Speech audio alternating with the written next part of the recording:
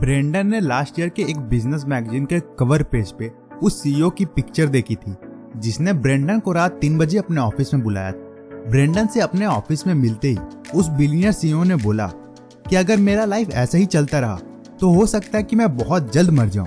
उस आदमी का फेस देख के लग रहा था कि वो महीनों से अच्छे से नहीं सोया। उसकी आंखें पूरी लाल थी और कवर पेज वाले एनर्जेटिक एंड जॉयफुल पिक्चर के अपोजिट वो सीईओ डल और टायर्ड लग रहा था। बड़े ही आश्चर्य की बात है कि सिलिकॉन वैली का एक इतना एस्पायरिंग एंटरप्रेन्योर आखिर इतना बर्नआउट कैसे हो गया। सीईओ ने ब्रेंडन को कंसल्टेंसी के लिए बुलाया था। वो फिर से जॉयफुल तरीके से जीना चाहता था और अपने लाइफ और रिलेशनशिप्स में स्पार्क रिप्रोड्यूस करना चाहता था। ब्रेंडन ने सीईओ की हेल्प कर दी। वो अपने घर चला गया और घर पहुंचकर उसने कार में ही बैठे बैठे रिलीज ये वर्ड कई बार बोला और कुछ देर कार में ही बैठे रहने के बाद वो घर चला गया। अगले दिन उस सीईओ ने ब्रेंडन को ईमेल करके बताया कि घर पे लास्ट नाइट उसकी सबसे जॉयफुल और एनर्जेटिक थी।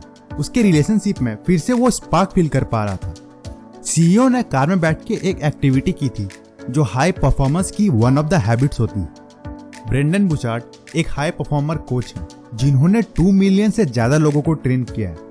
सालों के एक्सपीरियंस और ढेर सारी स्टडीज करने के बाद ब्रेंडन ने ये कंक्लूड किया है कि हाई परफॉर्मेंस हैबिट्स अनकॉन्शियस या सबकॉन्शियस नहीं होती, बल्कि इन हैबिट्स को फुल कॉन्शियस अवेयरनेस से परफॉर्म किया जाता है। एग्जाम्पल, हम सब साइकिल चलाना सीखते हैं। शुरू में ये प्रोसेस बहुत एफर्टफुल होता है, लेकिन टाइम और प्रैक्टिस के साथ हम बिना माइंड इंगेज किए भी साइकिल स्मूथली चला पाते हैं। लेकिन ब्रेंडन बुचार्ड जिन हाई परफॉर्मेंस हैबिट्स की बात कर रहे हैं उनमें हमें हमेशा कॉन्शियसली अवेयर रहना पड़ता है। ब्रेंडन ने उन सारे हैबिट्स को अपनी बुक हाई परफॉर्मेंस हैबिट्स में बताया।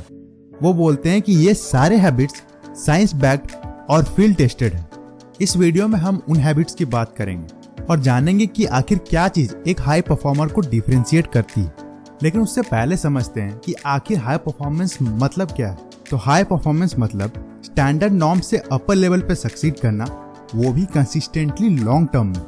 हम हाई परफॉर्मर एथलीट्स में एग्जांपल ले सकते हैं रोनाल्डो और विराट कोहली का, एंटरप्रेन्योर और सीईओ में इलॉन मस्क और सुंदर पिचाई का, आर्टिस्ट्स में अरिजीत सिंह और AR रहमान का। एक हाई परफॉर्मर सिर्फ अपने प्राइमरी फील्ड में एक्सपर्टीज हासिल नहीं करता, बल्कि वो एडजेसेंट स्किल्स को सीख के अपने प्राइमरी फील्ड को कॉम्प्लीमेंट भी करता है। विराट कोहली सिर्फ नेट प्रैक्टिस करके कंसिस्टेंट परफॉर्मर नहीं बना, बल्कि उसने अपने फिजिकल बॉडी, अपने डाइट और अपने मेंटल कंडीशनिंग पे भी खूब मेहनत की है। High performance specific kind of persons के थ्रू नहीं, बल्कि स्पेसिफिक सेट ऑफ प्रैक्टिसेस के थ्रू अचीव किया जाता है, जिसे ऑथर हाई परफॉर्मेंस हैबिट्स बोलते हैं। इसमें से पहली हैबिट है सीक क्लैरिटी। अगर किसी बैट्समैन को बॉल क्लियरली समझ नहीं आएगा तो वो बाउंड्री कैसे हिट करेगा। उसी तरीके से अगर हमारे लाइफ में क्लैरिटी होगी ही नहीं तो हम भी सक्सेस का बाउंड्री कैसे हिट करेंगे। अब क्लैरिटी कोई इनबॉर्न गिफ्ट तो है नहीं जो किसी के पास होगा और किसी के पास नहीं। हम अपने लाइफ में राइट क्वेश्चंस पूछ के, रिसर्च करके, न्यू थिंग्स ट्राई करके, फेल होके क्लैरिटी जनरेट करते हैं। ऑथर कुछ स्टेटमेंट्स देते हैं और बोलते हैं कि आप इन स्टेटमेंट्स को जितना अच्छे से समझोगे आप लाइफ में उतना ही ज्यादा क्लैरिटी जनरेट करोगे। First, I know who I am clear about my values, strengths and weaknesses. Second, I know what I want. I am clear about my goals and passions.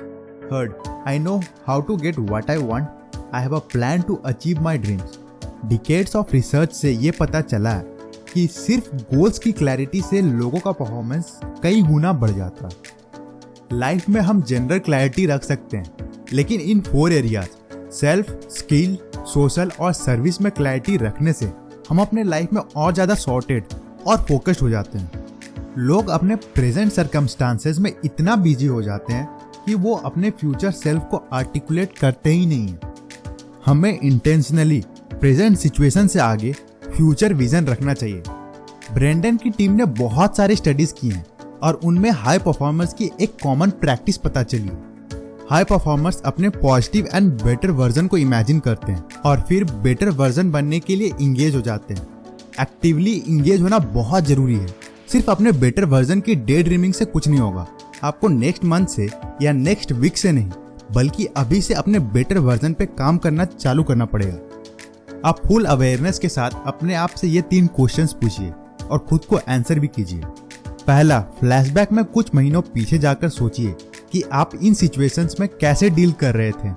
आप जब वर्क पे थे, आप जब अपने पार्टनर के साथ थे, आप जब अपने फैमिली के साथ टाइम स्पेंड कर रहे थे या कोई स्ट्रेंजर से बात कर रहे थे। दूसरा, आप अपने आप से पूछिए कि क्या आप उन सिचुएशंस को बेटर तरीके से डील कर सकते थे क्या? आपका फ्यूचर सेल्फ उन सिचुएशंस को कैसे हैंडल करता? तीसरा, अगर आप अपने आप को 3 एस्पिरेशनल वर्ड्स में डिस्क्राइब करोगे तो वो क्या होगा? वो 3 शब्द आपके उन सारे सिचुएशंस को अच्छे से डिस्क्राइब करने चाहिए जो आप अपने फ्यूचर सेल्फ के थ्रू डील करना चाहते हो। वीडियो को पॉज करके कमेंट में वो 3 शब्द जरूर बताइए। किसी हाई परफॉर्मर के लिए 3 एस्पिरेशनल वर्ड्स का एग्जाम्पल हो सकता है इनोवेटिव, हेल्पिंग एंड इंस्पायरिंग।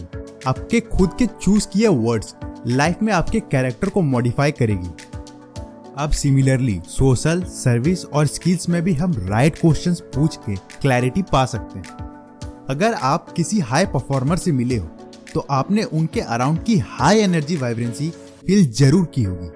हम हमेशा एक्सरसाइज से होने वाले बेनिफिट्स के बारे में सुनते हैं और रेगुलर एक्सरसाइज से प्रोड्यूस होने वाले एनर्जी को फील भी करते हैं, लेकिन यहाँ सिर्फ फिजिकल एनर्जी की बात नहीं हो रही, बल्कि मेंटल, इमोशनल और फिजिकल वाइब्रेंसी, इन सारे एस्पेक्ट्स के एनर्जी की बात हो रही है। राल्फ एमर्सन का एक कोट है, the world belongs to the energetic. High performers normal population से ज्यादा वर्कआउट करते हैं। अपने टंग पे उनका कंट्रोल होता है, मतलब वो टेस्ट को ध्यान में रख के नहीं बल्कि न्यूट्रिशन को ध्यान में रख के हेल्दी फूड्स कंज्यूम करते हैं और प्रॉपर रेस्ट भी लेते हैं।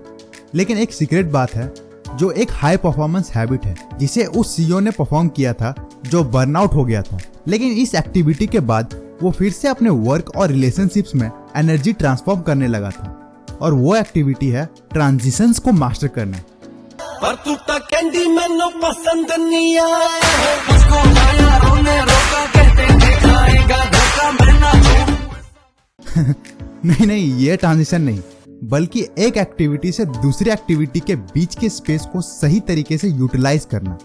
एग्जाम्पल, हर सुबह जब आप उठते हो और अपनी दिन की शुरुआत करते हो तो ये एक रेस्ट फेज से एक्टिविटी फेज का ट्रांजिशन है। वर्क पे प्रेजेंटेशन कंप्लीट करके ईमेल्स का रिप्लाई करना क्रिएटिव मोड से ईमेल मोड का ट्रांजिशन है। उस सीईओ ने भी वर्क मोड से फैमिली मोड में ट्रांजिशन किया था, और इसके बीच के स्पेस को यूज करके उसने रिलीज टेंशन, सेट इंटेंशन की हैबिट को परफॉर्म किया था। कार में बैठ के रिलीज वर्ड रिपीट करके अपने बॉडी, माइंड और स्पिरिट से उसने टेंशन रिलीज कर दिया, और घर में घुसने के बाद के सिनेरियो को इमेजिन किया कि कैसे वो बेस्ट हस्बैंड की जैसा बिहेव कर सकता है और अपने बच्चों के सामने कैसे वो बेस्ट पेरेंट बन सकता है। ये activity release tension, set intention high performers में कॉमन पाई गई है। आप भी अपने लाइफ में आज से ही हर ट्रांजिशन में इस एक्टिविटी को परफॉर्म कर सकते हो और ओवरऑल लाइफ को बेटर बना सकते हो। So future high performers, I hope आपको ये वीडियो वैल्यूएबल लगी हो। इस चैनल से कनेक्टेड रहने के लिए सब्सक्राइब कर लें और बेल आइकन को प्रेस करके नोटिफिकेशंस ऑल पे सेट कर लें। Thank you for watching and please like and share.